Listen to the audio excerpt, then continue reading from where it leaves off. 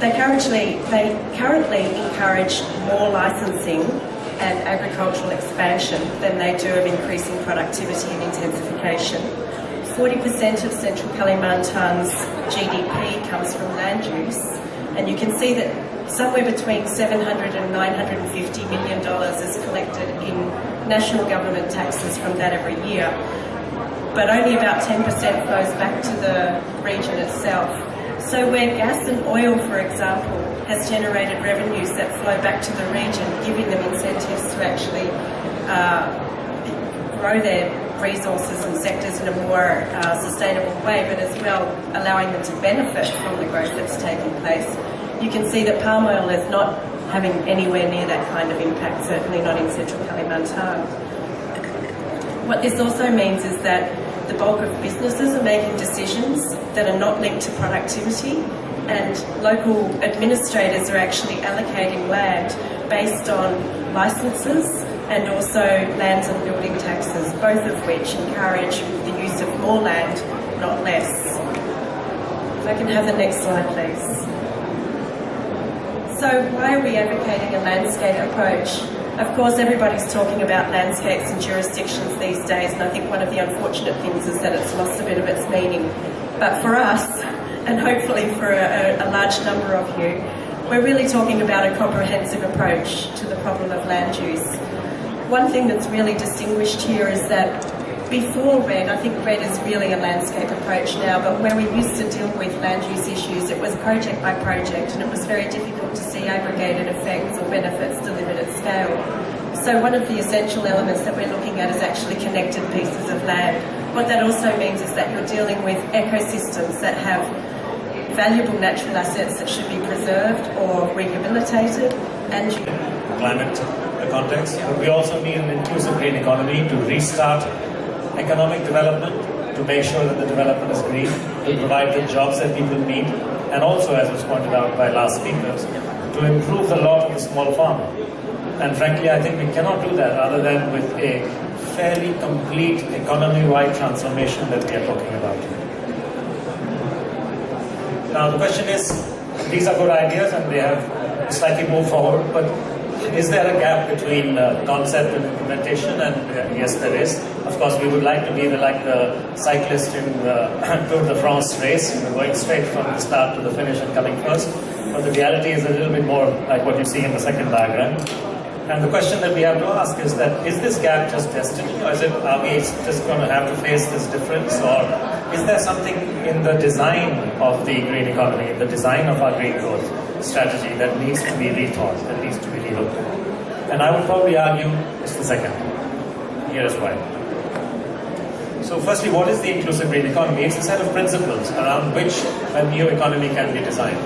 And some of these principles already were much talked about in Indonesia, and you are familiar with them in terms of focusing on jobs in the economy. This is taken straight out of the report that my colleagues at UNEP and I have drafted recently to present as UNEP's paper. This was presented in New York in September.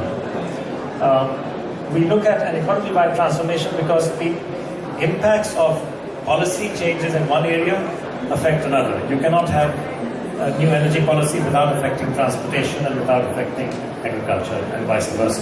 So we have to look at economy-wide transformation. We have to use dynamic models like the system dynamic model that my colleagues and I have been working with Kalteng and also with Bapedas there and also Bapenas. So these are the ways in which we have to approach it.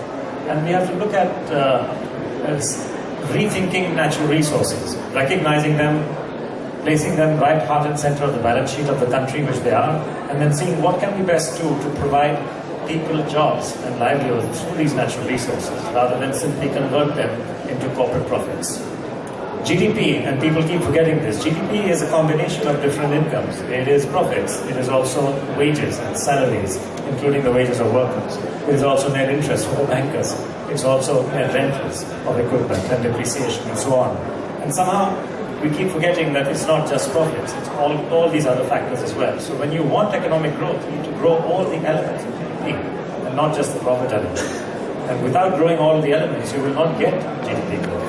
Aksi mitigasi ini dapat masuk terintegrasi dalam suatu sistem perencanaan yang berjalan secara terpadu terintegrasi oleh SKPT sektor, tetapi dia akan terus berjalan dalam satu proses perencanaan yang tidak terputus.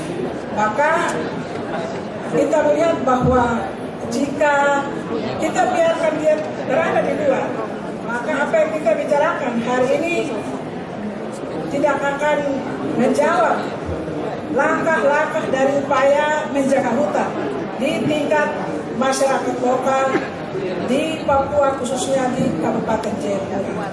Tetapi upaya integrasi yang kami lakukan dengan pendekatan partisipasi masyarakat, NGO, dan juga SKP sektor merupakan langkah strategis yang kami pikir ini merupakan suatu langkah cepat yang bisa dilakukan untuk waktu sekian tahun, dan perubahannya tentu kita akan lihat di waktu-waktu mendatang. Maka ada kebaikan dan juga ada kemajuan daripada upaya mitigasi yang dilakukan di pemerintah Kabupaten Jayapura. Dan kami melihat bahwa ada harapan-harapan untuk kita mencapai sukses yang harus didukung bersama, baik dari sisi dokumen yang didorong oleh pusat, baik itu Bappenas, tetapi juga oleh provinsi yang bisa terintegrasi baik secara nasional, provinsi sampai ke daerah.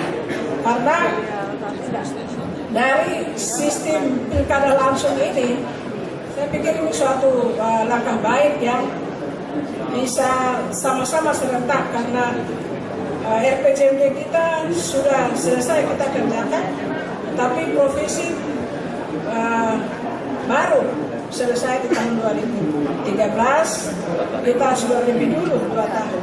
Sehingga mengacu kepada itu kita akan pulangkan revisi untuk mendorong beberapa aksi strategis yang bisa terimplementasi dari revisi yang dilakukan.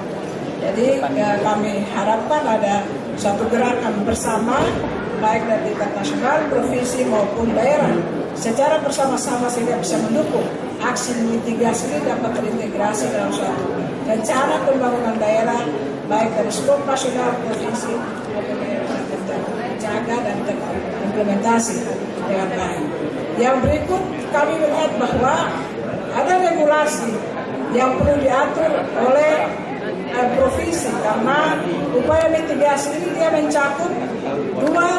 We would like to see the integrative planning. That means mitigation action has to be integrated with development planning, spatial planning, and also conservation planning. It should be inclusive. Multiple stakeholders should be there in part of the process. And it should be informed, yeah. It should be based on data and science that is there. And within this, we have 2 levels of engagements. The first level is we actually have been assisting Bappenas in strengthen capacity of all 34 provinces of Indonesia in developing informed land-based mitigation action planning. I will talk a little bit about that later. And the second one is about we go more in depth with working with 5 provinces in Indonesia to develop further the capacities into integrative, inclusive, and informed planning capacities. So if this is for you who are familiar with Indonesia, this is as Pak Mania mentioned before, this is the eastern part, and this is the western part and the eastern part. So we work in 5. We work together with Bappenas in the first level of engagement, which is not in-depth, not the in-depth one, across all provinces, across all 34 provinces. But also we zoom in a little bit into the 5 provinces in Jambi, South Sumatra, East Kalimantan, Central Java, and Papua. In which, as you can see, if you know a little bit about Indonesia, basically these 5 provinces are very much covering the vulnerabilities of Indonesia in terms of land cover, in terms of the stage of development, in terms of the drivers of land use changes, etc. So within this first level of engagement with all 34 provinces, basically we make available the framework and tool of lumens, and under the National Land Based Sector Working Group, together with the Ministry of Environment and Forestry, with the Ministry of Agriculture, with Bapenas, ICRAF, GSL, we compile the best available data and spatial data and other data from line ministries and also province government. We contribute and ask to assist and review documents, as Pak Metrio mentioned. 2015 is the deadline. December 2015 is the deadline when the review should be submitted to the Secretariat. In terms of reducing the emission. From this process, so we come up with a prioritized program action based on the contribution in other development program, including also climate change mitigation. So by doing that, actually the local government can see the program of each sector in terms of the contribution in other development program, but also in terms of the contribution to climate change mitigation. Of course, here it's medium, it's very high actually. Contribution to other development program is very high score, and also contribution into the climate change mitigation also very high. So the program is become a priority. So these are very simple process by using the limit, and then how we facilitate is actually just a tagging process without using the tools. But the second step is actually now how we can bring the tools to give them about how they can set up a strategic plan, and then how they can revise, enhance, or probably modify their current program in order to set up a future program in meeting a certain emission reduction target. But at the same time also address the performance issues. So there are two steps of analysis being done with the technical working group at the district level. So these are the processes that need to know what are the trend of the emission. What are actually historical emission? If the emission very high and the trend is increased, of course, there is high risk of emission, historical emission in that area. So they can use at the planning unit, can be used also at the village. Paper in terms of meeting a lot of the indicators that we chose. Of particular notice is the whole policy, legal and institutional framework. That is really very strong. You could see already from the planning level, you know, the RAN, GRK and all of those things. Very high, you know, relatively high number of demonstration projects, about the highest, some of the highest in the world. You know, MRV and audit, you could already see obviously that there is a solid sort of framework evolving within the country that many of the countries that we looked at do not have overall. There were lots of issues still, although they were still better, but overall financing remains a big picture issue for all of the countries. You could see the score. This is of course a very small sample. You could find that in the benefit sharing side, Indonesia on paper really has really good specification of benefit sharing. The details and the practice of it, you could see that in Vietnam has got quite a lot of good experience and a plan, but haven't moved that into, you know, a strong legal framework. So overall, we found Indonesia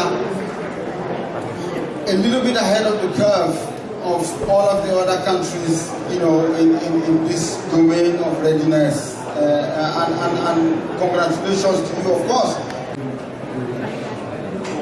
We have seen that this is after 5 years. You can see all the line have been covered again. So it just look like natural forest.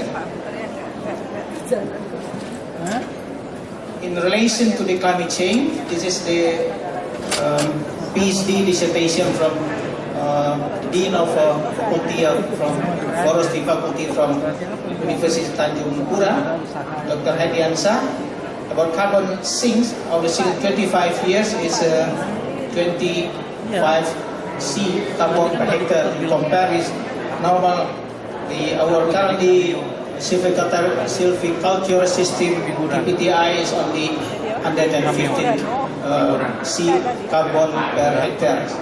Carbon sequestration also during the 25 years with the area of the concession around 90,000 hectares. With the sealing system is nearly 5 or 6 gigaton of the carbon per hectare, while the normal PTR system only 1.6 gigaton for 25 years concession.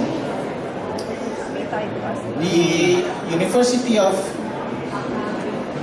Kyoto University doing the research on that, and the conclusion what there is sustainable forest. This system is sustainable forest system. High efficiency as a carbon pool with rapid sequestration, and then this is also high potential for the REDD plus option in natural forest in regard to the concession holder activities. Okay, that's it. Thank you very much. Vamos a ir a